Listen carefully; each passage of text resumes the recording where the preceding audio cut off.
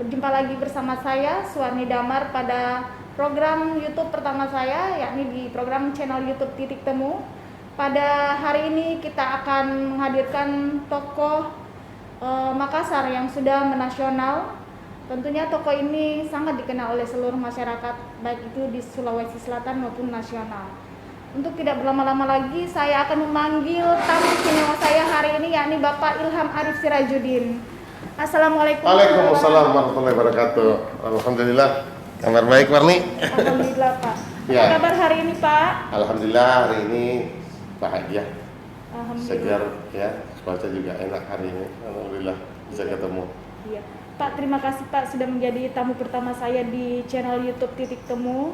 Hari ini kita menghadirkan program acara yang tentunya beragam tokoh untuk memberikan inspirasi kepada masyarakat bagaimana dalam menjalankan hidup dan bagaimana dalam membangun kemitraan di masyarakat. Saya ucapin dulu selamat dulu lah. Iya, Selamat atas kehadiran Titik Temu. Iya, Pak. Ya, mudah-mudahan betul-betul sarana seperti ini bisa memberi inspirasi pada orang-orang banyak dan orang-orang baik tentunya. Iya. Mudah-mudahan. Ya Pak, kami Ya. akan mengulik hal berbeda. Mungkin banyak yang orang tidak tahu. Nama Bapak kan Ilham Arif Sirajuddin. Biasanya kebanyakan orang itu dipanggil namanya Ilham. Nah, kenapa Bapak bisa dipanggil Aco? Aceh itu adalah identik nama-nama kecil orang Bugis Makassar. Bacok, Aceh, ya. Baso, Se. Saya tidak tahu. Jadi memang kecil mungkin di rumah terbiasa dipanggil Aco, sampai itu melekat lah. Jadi nama panggilan kecil saja. Dan ternyata nama itu melekat bukan cuma di dalam lingkungan keluarga, bukan di rumah, sampai di luar. Saya sekolah pun di Bandung, orang karena biasa manggil ke rumah teman-teman lain di rumah, yang orang Makassar atau saudara-saudara manggil Aco, akhirnya ke bawah sampai di sekolah. Aco, sampai jadi wali kota. Tentang Aco, iya. Jadi Aco itu tidak pernah dewasa, kecil terus. Betul. Nah Pak, ini kan kemarin ada banyak ujian yang dilewati. Iya. Dan ternyata Bapak itu sangat kuat sekali.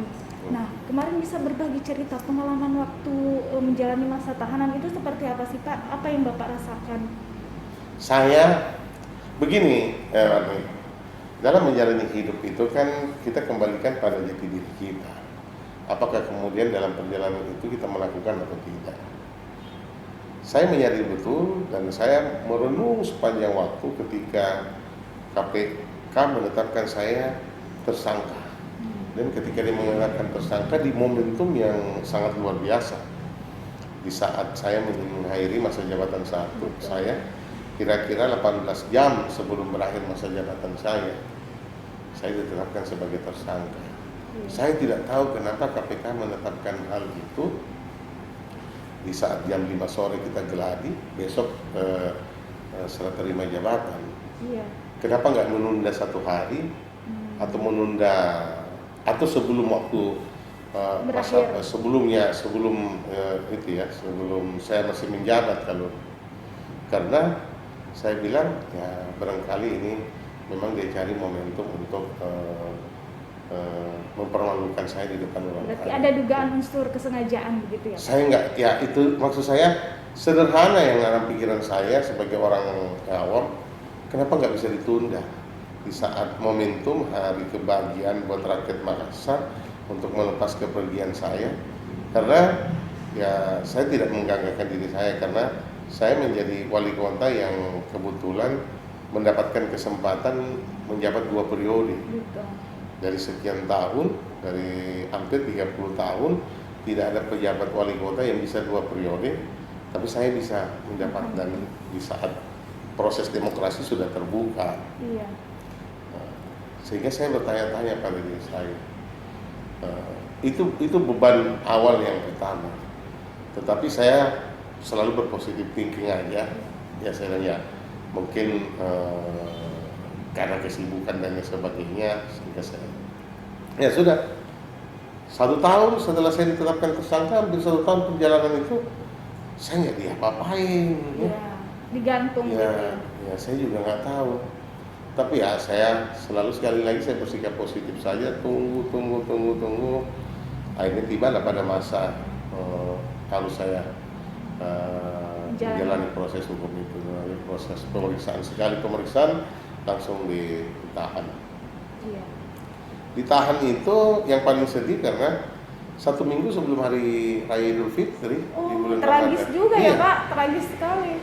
Saya bahkan minta kepada penyidik waktu itu, saya tidak akan melarikan diri. Dan saya, keluarga saya kan keluarga baik-baik. Bisa nggak menunda sampai setelah Lebaran, biar kami bersama keluarga. Tapi tidak ada. Udah kita ikuti saja. Ya, jalani lah. Masuk di hari pertama itu ada kegalauan minggu. Apalagi pas hari ke-7, karena kan 1 minggu kita ada di ruang isolasi, nggak berinteraksi. Iya. Hari pertama tidak ada besukan dan lain sebagainya. Pas hari Lebaran baru ada besukan, karena pas hari ke-7, hari ke-8 besukan. Yang paling sedihnya itu waktu malam Idul Fitri, sendiri di kamar di ruang isolasi, terus mendengar suara takbir.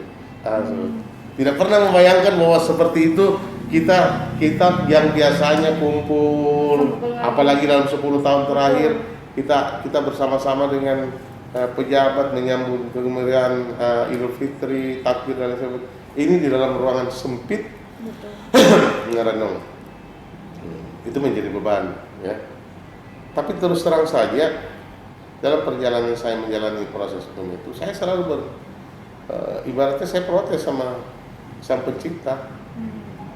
Kenapa saya harus mendapatkan hukuman seperti ini, ujian seperti ini? Kenapa saya setiap malam saya tahajud, kira-kira 2 bulan lah. 2 bulan saya merasakan, saya tiap malam kalau bisa diperas itu kali sejadah itu air mata. Ya, nggak tahu berapa liter. Iya. Karena tidak ada tempat. Mau mengadu sama siapa? Betul. Kita tahu KPK adalah dianggap suatu lembaga yang betul-betul independen dan punya power yang besar, sehingga tidak ada yang ada paling orang menyesalkan dan sebagainya. Terus kayaknya kira-kira 2 bulan lah. Satu malam di saat saya salat tahajud, saya mendapatkan jawaban itu. Saya mendapatkan bisian bahwa ini adalah bagian dari ujian yang harus dijalani. Saya sadar juga, saya membaca buku-buku agama, nampak dalam buku-buku agama, baru saya sadar juga begitu besar nikmat yang diberikan Allah sama saya. Kurang lebih 5 tahun saya nikmati itu, ya. Mulai dari saya lahir sampai saya merasakan menjadi anak pejabat, dan kemudian saya menjadi pejabat dan semua fasilitas dan lain sebagainya ada. Saya merasakan itu, jadi saya bilang, terus ternyata saya baik sama orang, banyak membantu orang, tapi ternyata mungkin ada kekurangan saya, sehingga saya harus mendapatkan ujian itu. Jadi saya sadar lah, kalau begitu Allah masih sayang sama saya. Ujian kasih sayangnya Allah sama saya itu adalah ketika harus menjalani seperti ini. Kalau kemudian dia tidak sayang sama saya, tiba-tiba ceritanya lain, kita diambil dan tidak punya persiapan apa-apa, ya bisa jadi tidak seperti ini, tidak terus terjadi. Yang kedua, dalam perjalanan saya menjabat 10 tahun kan kemarin sebagai wali kota, tantangan dan ujian yang saya hadapi kan cukup berat dan saya bisa lewati. Ya, itu aja, jadi semangatnya tetap ada, ditambah dengan keluarga, istri dan anak-anak tegar menghadapi. Kan ketika kita ada dapat masalah, betul, yang paling utama yang saya selalu jaga adalah bagaimana istri dan anak-anak saya, anak-anak saya memastikan mereka baik-baik saja, ya. Anak-anak saya tegar. Ternyata anak saya jauh lebih tegar, dia selalu beri motivasi dan lain sebagainya. Hal ini tidak. Itu yang membuat saya kuat, karena keluarga, istri dan anak-anak tegar, sehingga saya memberi apresiasi kepada anak dan istri saya luar biasa. Luar biasa. Berarti hikmah selain yang Bapak rasakan adalah mungkin bisa Bapak tahu yang mana teman dan teman-teman, ya Pak, berarti. Oh iya. Kena musibah itu. Kan saya di dalam pesantren itu 4 tahun. Iya. 4 tahun. Waktu yang cukup panjang. Iya. 4 tahun itu saya di KPK kurang lebih 1 tahun 10 bulan ya, kurang lebih. 10 bulan 11 hari saya di KPK. Dan ya kita tahu, saya kan selalu bilang gini, di saat kau bahagia kemudian ada teman menyapamu, itu menjadi hal yang biasa. Di saat kau susah ada teman menyapamu, maka itu adalah sahabatmu. Kalau kemudian di saat kau susah dia tidak mengenal, itu bukan teman, ini cuma teman saja, karena di saat bahagia saja dia mau bersama-sama. Di saat kau susah dia tidak, itu bukan sahabat. Saya menerjemahkan antara teman dan sahabat seperti itu. Jadi kita bisa tahu siapa yang sebenarnya menjadi teman, siapa yang menjadi sahabat. Sahabat sejati adalah sahabat yang mau merasakan sakitnya yang kita rasakan, susahnya yang kita rasakan. Dia juga merasakan sakit dan susahnya. Pak, ini itu tadi pengalaman pahit yang Bapak lewati, tapi berhasil dilewati dengan baik. Yeah. Nah, kita ke hal lain ini, Pak. Ini kan perhelatan Pilwalkot sudah mulai jalan. Oh iya, betul. Bapak kemudian menjadi salah satu tokoh di balik tagline Dilan itu. Oh, iya. Kenapa Bapak mau berada di belakang Dilan?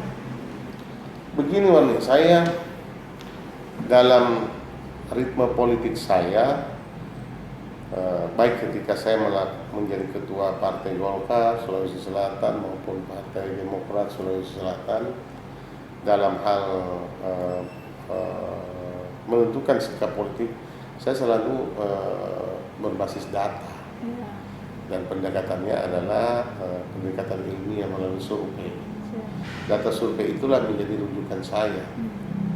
Terus terang saja, dari Januari ketika saya ke Makassar itu kan Februari 2019 dimutasi dari lapas Sukamiskin pindah ke Makassar.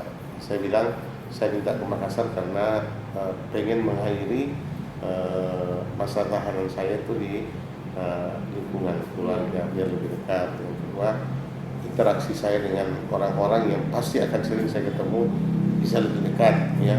Kalau di Bandung kan kejauhan, akhirnya dapat izin dipindahkan sini.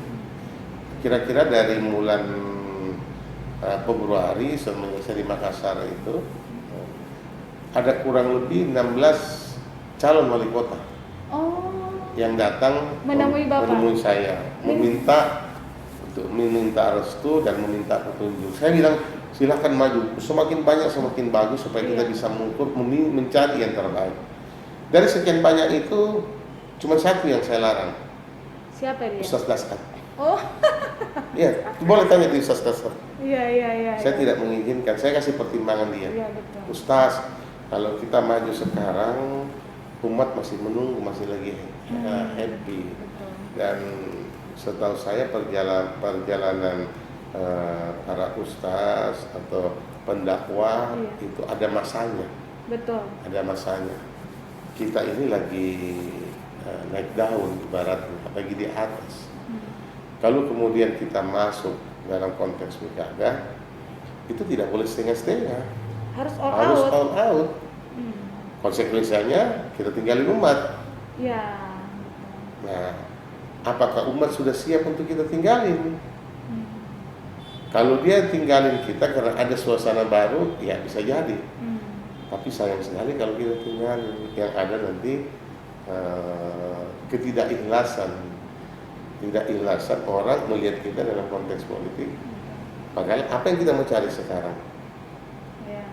Yang kita mau cari materi, bukan tempatnya di situ cari materi. Cari pengabdian, iya. Tapi kan di situ dakwah juga ruang pengabdian untuk menyadarkan orang baru. Lama diskusi kita. Akhirnya, ya terima kasih saran Pak. Begitu aja. Saya bilang bisa jadi start 5-10 tahun ke depan kita maju. Mungkin saya bisa setuju kalau untuk sekarang saya tidak.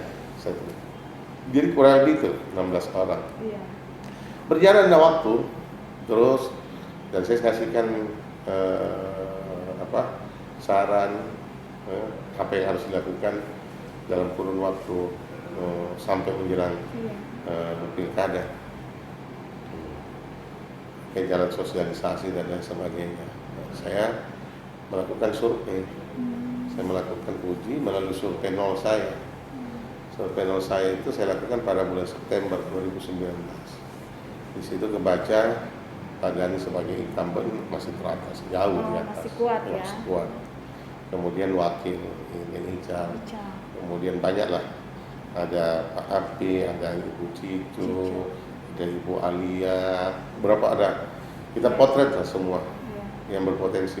Termasuk orang-orang yang 16 itu yang datang di situ. Ternyata dari 16 orang itu yang terpotret cuma 8 orang. Tidak terlalu banyak. Dan 8 orang ini memang adalah orang-orang yang sudah pernah masuk dalam ajang konsultasi politik itu. Apakah melalui pilkada atau melalui legislatif dan sebagainya. Dari situlah kita lihat. Mengerucut ya? Mengerucut dari situ perjalanan. Kemudian disurvei di bulan 2. Memang dari awal kedekatan saya dengan Ical tidak bisa dipisahkan. Betul, sangat erat Pak. Ya, pertama memang ada histori saya dengan Ical waktu pilkada sebelumnya 2018, sehingga Api Cicu itu bisa maju. Itu ada histori di balik itu semua, dan beliau menyadari. Tetapi kemudian Pak Api Cicu belum mendapatkan rezekinya ketika pilkada yang lalu itu. Sehingga saya juga harus berpikir ketika proses 2018 ada komitmen saya dengan Ical dan ternyata ini ada peluang, ya saya tidak harus mengatakan saya harus mendukung dia.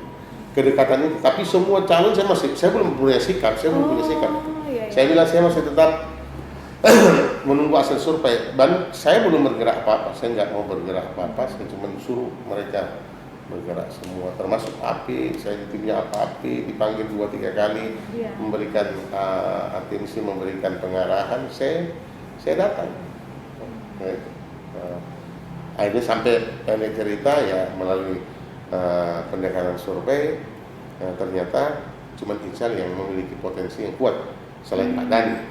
Tetapi terus terang saja, secara personal saya tidak mendukung tidak bisa mendukung lagi Pak Dhani, karena memang dalam konteks 5 tahun sesuai dengan komitmen kita bahwa ketika saya mengajak beliau, memberikan amanah kepada beliau dan mendampingi, mengantar beliau menjadi wali kota itu waktu, yang kita harapkan kan sebagai seorang pemimpin terdahulu program sustainable dilanjutkan ya? Dilanjutkan dengan program berkesinambungan, tapi ternyata jauh yang melenceng ya? Jauh dari melenceng. Bahkan boleh dikata tidak ada yang berarti yang kemudian tidak memberi kontribusi nyata. Berarti bisa dibilang bahwa Pak Dhani Pomanto itu mengkhianati komitmen yang bersama dengan Bapak? Saya tidak mau mengatakan begitu. Tidak ada kata pengkhianatan, cuman maksudnya dalam perjalanan yang kita harapkan itu bisa diharapkan bisa melanjutkan apa yang sudah ada, ternyata tidak mampu dibuat dengan lebih baik. Antara lain bagaimana dengan 8 program dia, irigasi kawasan Sungai Talo, kemudian Balantonjo yang dia bikin orang Manggala begitu kita bawa dengan konsep itu kita bawa konsep itu, senang semua. Sehingga suara dari Manggala waktu itu, kemenangan dari Manggala dan kemenangan besar karena ada harapan besar bahwa kawasan Manggala ini menjadi salah satu sentra ibu kota dari kota Makassar sendiri. Yang selama sini kalau kita tanya Makassar apa? Kemudian cuman Pantai Losari. Makanya dulu kan kita mau pecah-pecah semua sehingga orang tidak bertumpu. Saya selalu bilang dulu Warni, ibaratnya ini Makassar kalau perahu sudah oleh kiri. Karena orang semua ke sini ke pantai semua. Itulah mulai saya bikin Car Free Day dari sini, dari Pantai Losari, terus pecah di Ratulangi, di Sudirman, bawa ke Boulevard. Semestinya ada di Unhas atau di BTP juga mau bikin seperti itu. Cuman tidak keburu waktu. Jadi banyak hal yang tidak sesuai dari apa yang sudah waktu visi misinya sih cukup bagus. Makanya kita menghadirkan sosoknya Ical itu berpasangan dengan yang milenial. Saya waktu itu hari memang saya pasangkan dengan Ical karena saya pikir ini ritme kondisi yang paling bagus. Satu, sosok pengusaha yang punya latar belakang, Iya. base-nya adalah tata ruang, pernah menjadi penasihat saya selama 10 tahun, bisa membawa sebenarnya harapan, ditunjang dengan Ical yang punya pengalaman birokrasi, politisi, legislatif selama 5 tahun. Kloplah ini pasangan, maksud saya. Ya, itu. Ternyata tidak sesuai dengan harapan. Jadi akhirnya pilihan saya karena ini itu menjadi Ical, dan memang trennya Ical cukup bagus, bisa diterima. Nah, kalaupun sekarang dengan Dilan, ya. itu saya pikir karena apa?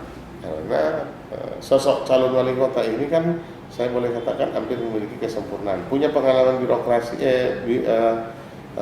legislatif 5 tahun. Iya. Punya pengalaman birokrasi 5 tahun, ya. Kemudian dia penggiat sosial kemanusiaan, ditunjang dengan kehadiran wakil yang memang sama-sama latar belakang komitmen kemanusiaan yang tinggi. Karena kalau seorang kepala daerah punya kepekaan sosial yang cukup tinggi, kepekaan itu, maka dia berorientasi pada bagaimana menyelesaikan persoalan-persoalan kecil, bukan persoalan besar yang menjadi sektor utama. Kalau seorang pengusaha selalu berorientasinya pada untung banyak, sesuatu yang besar, karena itu tadi. Makanya saya bilang sekarang ini, apalagi dalam kondisi pandemik ini. Iya. Ini kalau dalam kondisi pandemik ini, jangan cerita macam-macam. Nggak ada cerita muluk-muluk untuk membangun Makassar 5 tahun ke depan, 2-3 tahun ke depan, ini kan masa suram. Betul. Tapi paling tidak memberikan program-program yang kira-kira bisa menyemangati masyarakat ini untuk berbuat, bergerak bersama.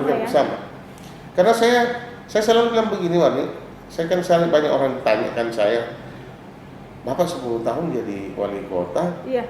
Apa yang Bapak perbuat? Kenapa Bapak disayang sama rakyat? Iya. Bahkan tidak menjabat pun Bapak masih dielu-elukan. Terus saya bingung, apa yang saya buat ya?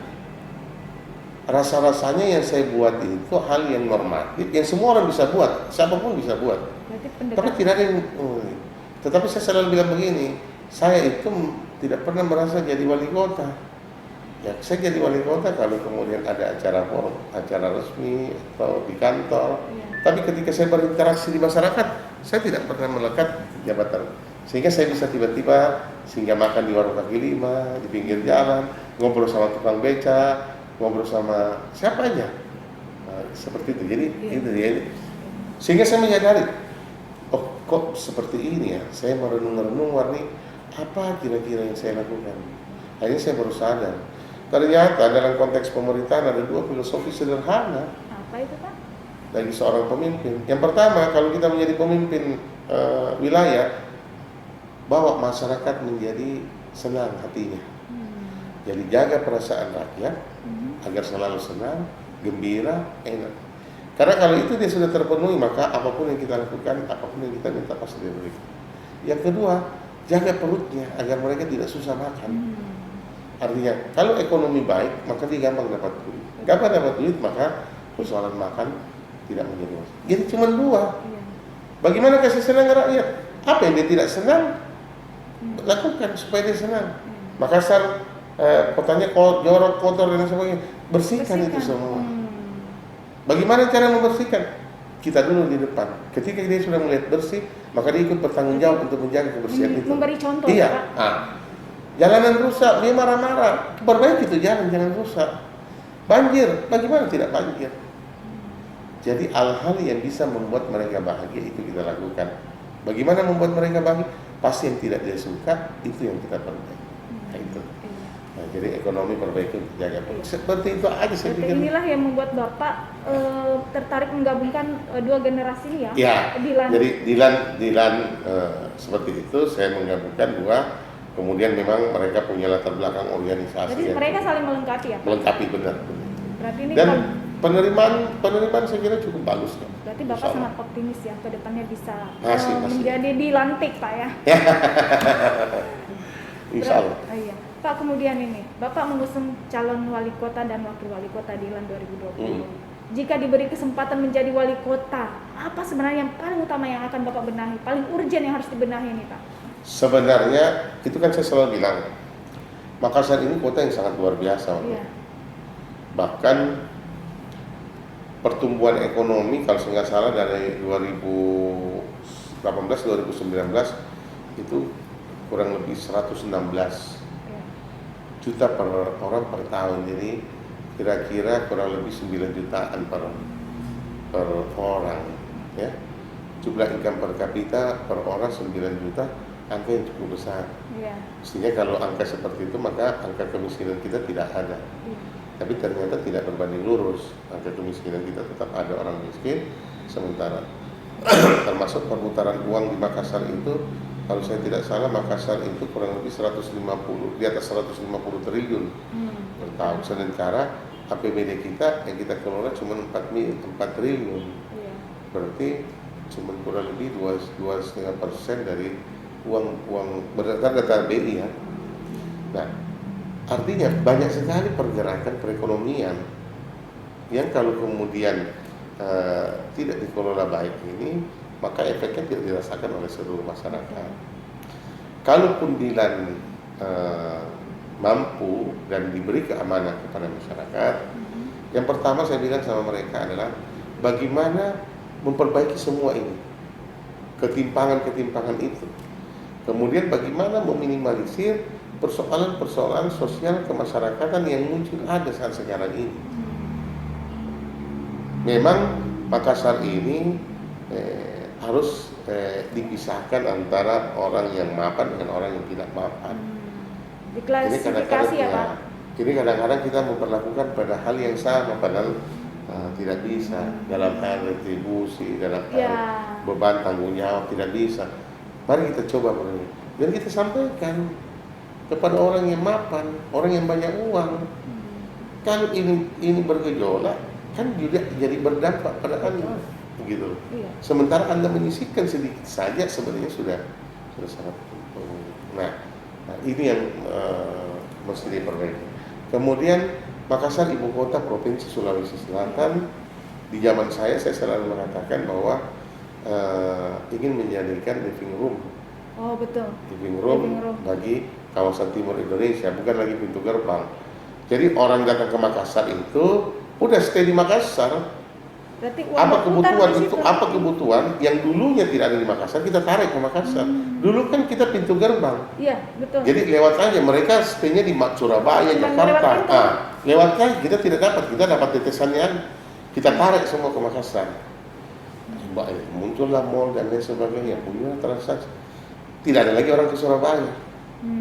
Semua ke Makassar. Orang yang dari daerah, dari Papua apa semua, belanja di Makassar. Dia belanja di Makassar. Minimal dia mengurangi beban transportnya sampai ke luar jauh. Itu kita dorong terus. Dan alhamdulillah itu yang menyebabkan pertumbuhan ekonomi kita bahkan melampaui nasional. Iya. Di pidato kenegaraan SBY 2013 mulai 16 Agustus dia mengatakan bahwa kota yang paling luar biasa dalam pertumbuhan ekonominya adalah Makassar.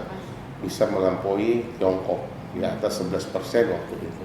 Dan itu pidato resmi tanggal 16 Agustus di depan rapat paripurna DPR. Dan itu. Apa yang kemudian harus dilakukan? Iya. Bagaimana memperbaiki ini semua sistem? Karena itu tadi, kalau ini pada tingkat level orang yang susah kita membuat bahagia, kemudian orang yang punya tingkat kemapanan mampu menerima ini, enak mengaturnya kota ini, Warni. Ya, banyak yang kita lakukan. Karena kan, mohon maaf, 5 tahun ini kan ada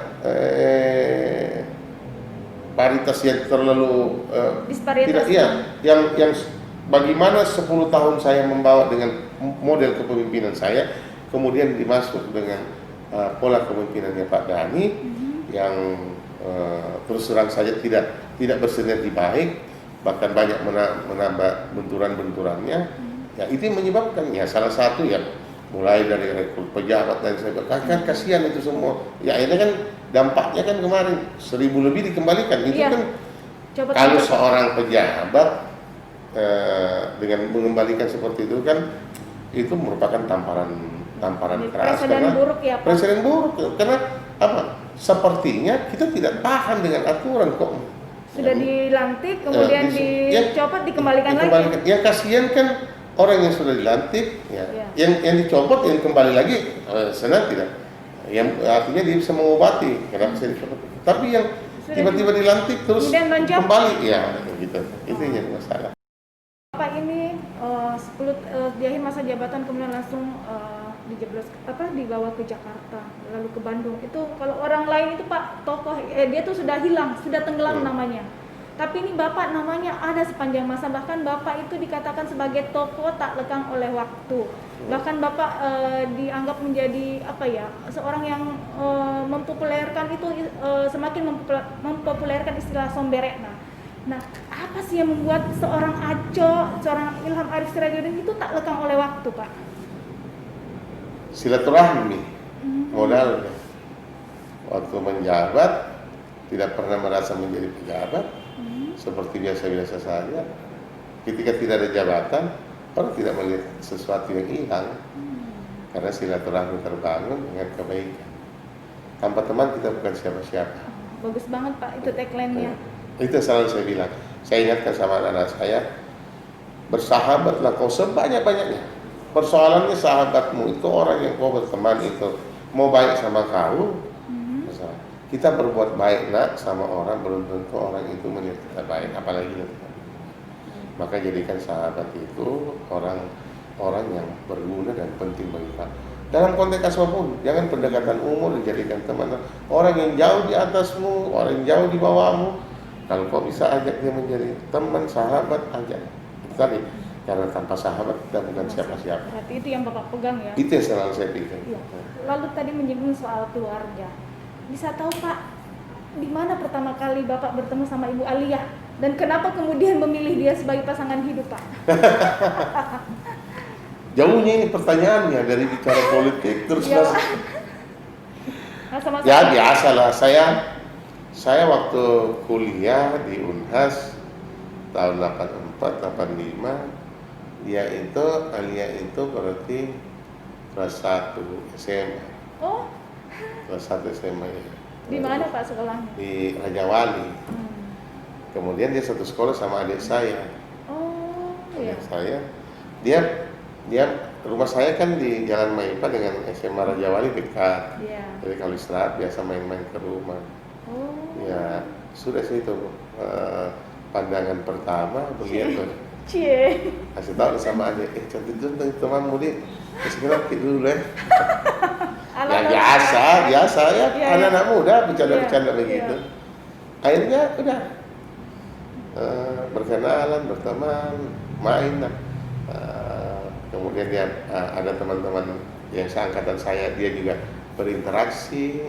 Akhirnya ya kita sempat menyatakan keinginan berpacaran. Berapa tahun Pak pacaran kemudian menikahi? Ya lumayan sih 7 tahun. Wah lama juga Pak, kayak kredit rumah.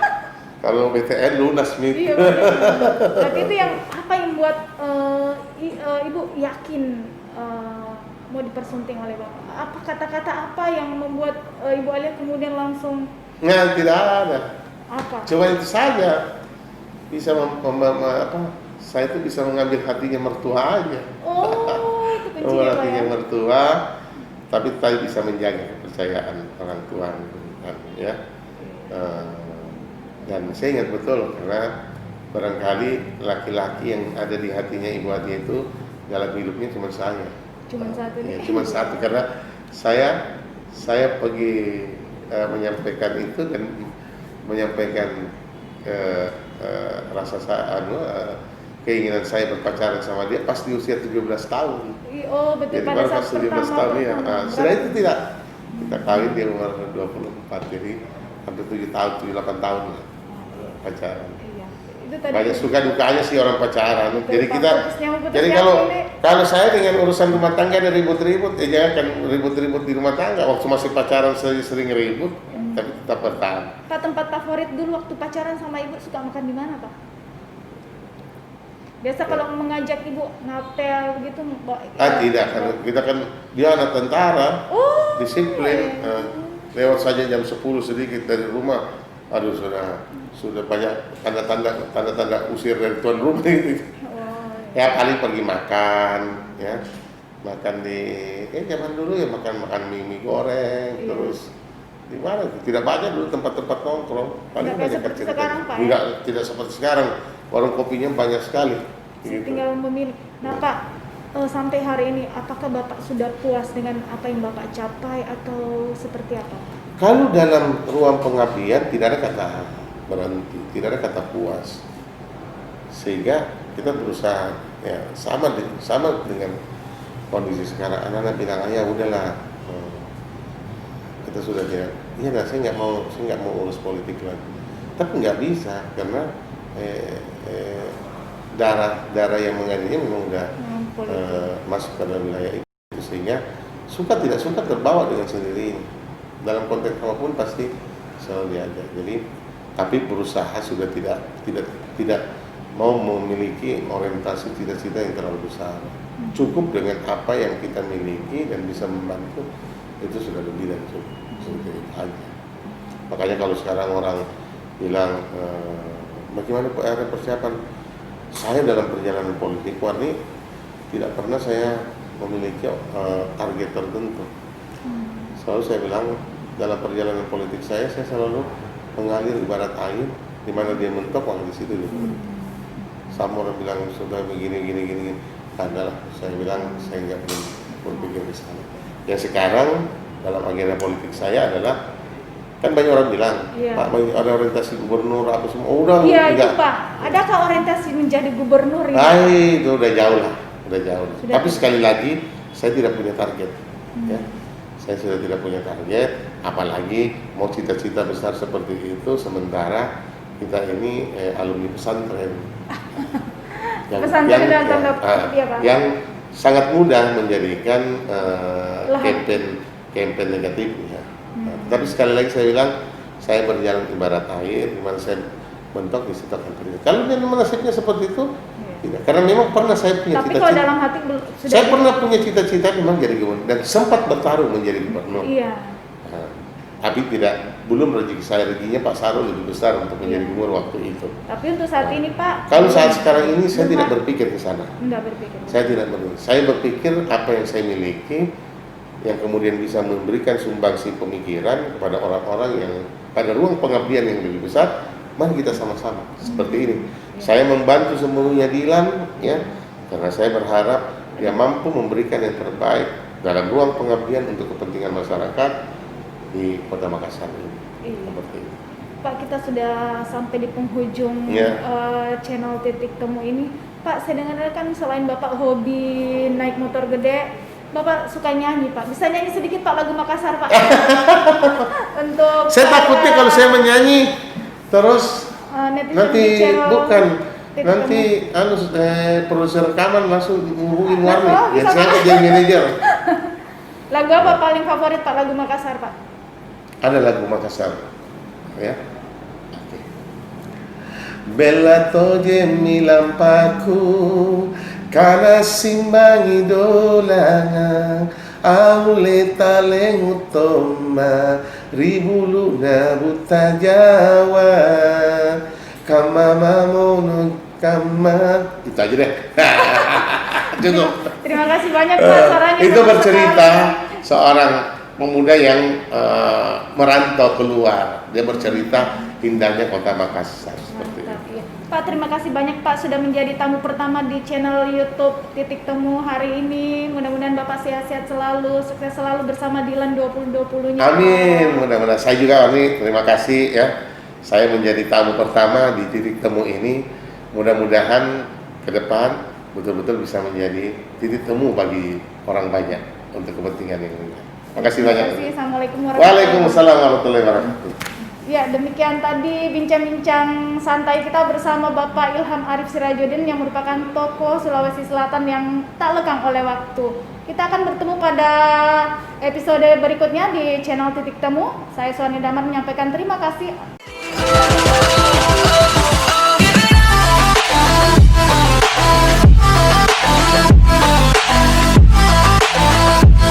Assalamualaikum warahmatullahi wabarakatuh.